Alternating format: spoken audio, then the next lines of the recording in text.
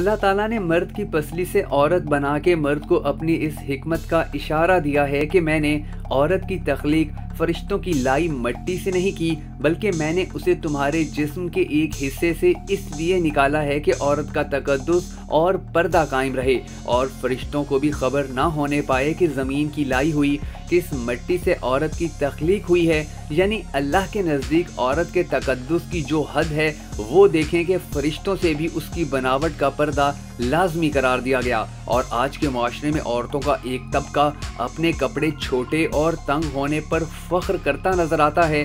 بہت سے لوگ یہ بھی سوچتے اور سوال کرتے نظر آتے ہیں کہ آخر عورت مرد کی پسلی سے ہی کیوں نکالی گئی؟ کیا عورت کو ٹیڑھا پن بھی وہیں سے ہی ملا ہے؟ تو اس کا جواب ہے نہیں، بلکہ یہاں بھی خدا کی عظیم الشان حکمت نظر آتی ہے، کیونکہ انسانی جسم میں دل اور بہت سے نازک پارٹس پسلی کے پیچھے چھپے ہوئے ہیں۔ یعنی پسلی ان نازک پارٹس کے لیے ایک ڈھال ہے۔ تو اللہ تعالیٰ نے عورت کو پسلی سے نکال کر یہ نہیں بتایا کہ عورت میں ٹیڑھا پن ہے، بلکہ اس نے عورت کو پسلی سے تخلیق کر کے یہ بات سمجھا دی کہ وقت پڑنے اور مشکل حالات میں عورت مرد کی ڈھال بھی بن سکتی ہے۔ عورت ماں، بہن، بیٹی اور بیوی کی شکل میں انسانوں کو دی گئی ایک عظیم نعمت ہے، اور اس کی تخلیق صرف اور صرف زمین پر بسنے والے مردوں کو سکون دینے کے لیے کی گئی ہے۔ عورت کی تخلیق کے بارے میں ایک روایت ملتی ہے کہ بے شک عورت کی مثال پسلی جیسی ہے، اگر تم اس کو سیدھا کرنا چاہو تو وہ ٹوٹ جائے گی،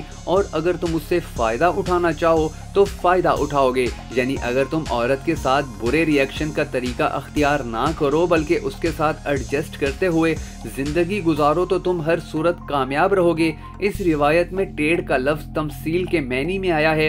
اس سے مراد ہے عورت کا فطری طور پر جذباتی ہونا، اور دنیا کی ہر عورت نہ صرف نازک دل رکھتی ہے بلکہ وہ فطری طور پر بھی کمزور اور حساس ہوتی ہے۔ اسلام میں شادی شدہ زندگی گزارنے کے کامیاب اور بہترین اصول بتائے گئے ہیں۔ خالق نے عورت کو مرد کے ساتھی کے طور پر پیدا کیا ہے، لیکن مصلحت کا تقاضا تھا کہ عورت کے اندر سینٹیمنٹل مزاج رکھ دیا گیا۔ اس مزاج کی بنیاد پر عورت کے اندر برداشت کا مادہ کم ہوتا ہے، وہ خلاف مزاج بات پر جلد جذباتی ہو جاتی ہے۔ مرد کو چاہیے کہ جب وہ دیکھے کہ عورت کسی معاملے میں جذباتی ہو گئی ہے تو مرد اس کو عورت کی فطرت کے خانے میں ڈال دے، اور کبھی بھی ایسا نہ کرے کہ وہ اس کے جواب میں خود بھی جذباتی انداز اختیار کرے۔ اسی کو ایڈجسٹمنٹ کہا جاتا ہے۔ مرد کو چاہیے کہ وہ زندگی کو کامیاب بنانے کے لیے اس معاملے میں یک طرفہ طور پر ایڈجسٹمنٹ کا طریقہ اختیار کرے، اور پھر دیکھے کہ اس کی زندگی کتنی زیادہ خوبصورت ہو جاتی ہے۔ اللہ تعالیٰ سے دعا ہے کہ دنیا کی تمام خواتین کے نصیب اچھے ہوں۔